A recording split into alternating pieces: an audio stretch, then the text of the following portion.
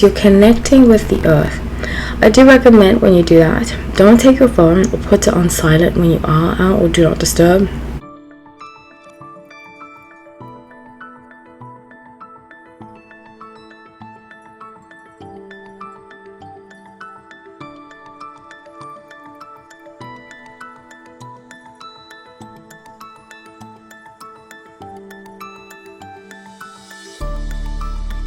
Hi everyone, welcome.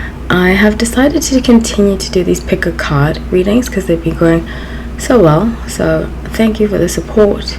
It's going to be a lot of fun. Please like, subscribe and comment, and yeah, let's get right into the video.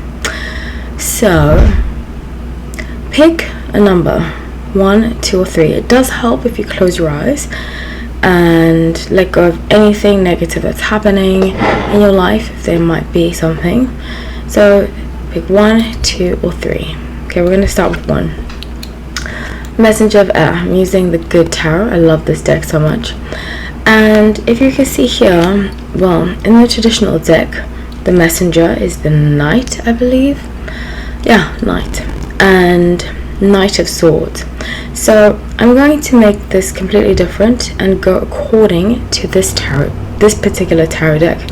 Like I said, it's one of my favorite decks. It's by Colette Baron Reed, and what I get very strongly from this intuitively, is that you're kind of releasing somebody toxic from your life. I get that very strongly. You see how she's angelic. It's almost like you have a sense of freedom now that there's no longer a specific person in your life, but they may try to come back, and I highly recommend having boundaries with this person. I think this person is very self-involved, can be very selfish, and I think you definitely try to be there for them, but they were too immature, and it's unfortunate sometimes we encounter people like that in our lives. They're just way too immature to see the bigger picture. They're very I think this person is a young soul, and by young soul I mean that if you believe in past life, they're in the early stages of reincarnation. So you may have seen some other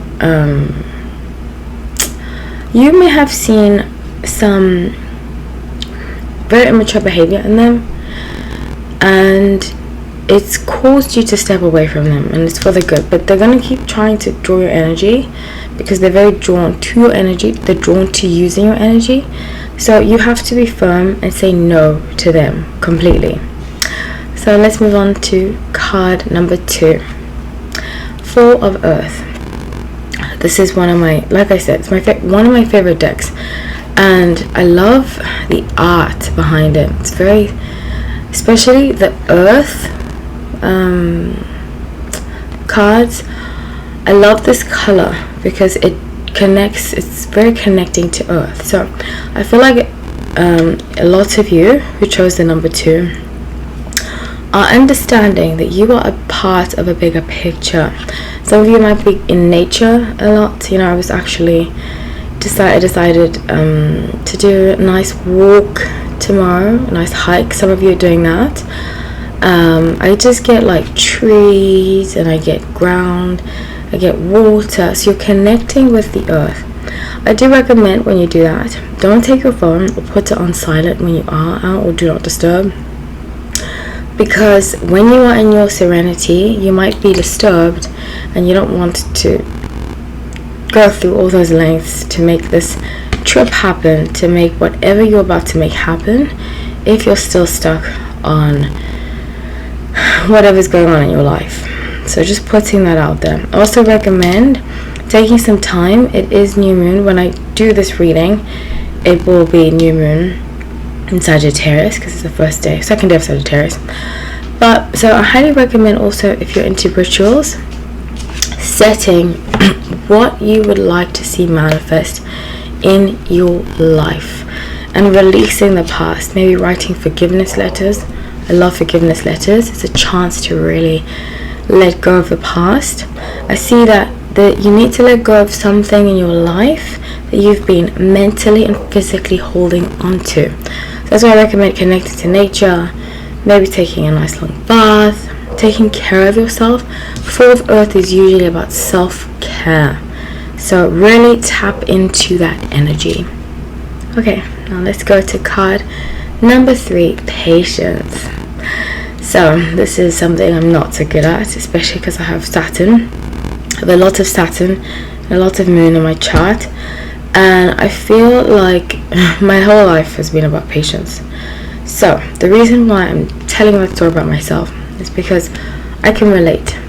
A lot of you, I think you feel like your time is running out, something's happening in your life that's kind of stopping you from progressing, and you feel like there's things in the way. I would encourage you to look at it in a little different way.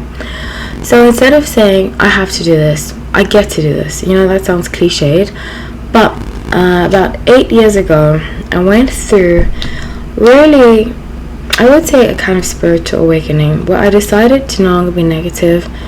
9 years ago, I decided to no longer be negative, and I decided that it was up to me to see things from the perspective that I wanted them to be in.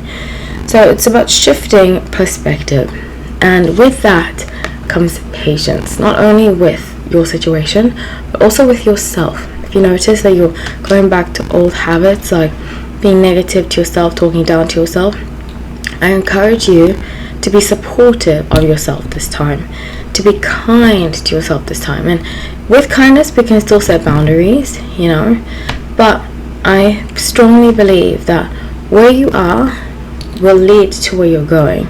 So make sure that you're setting the foundation and the solidity in order to move to the next step, because you'll need this phase in the next step. So I love you all. Please comment. I would love to hear what you have to say. Take care.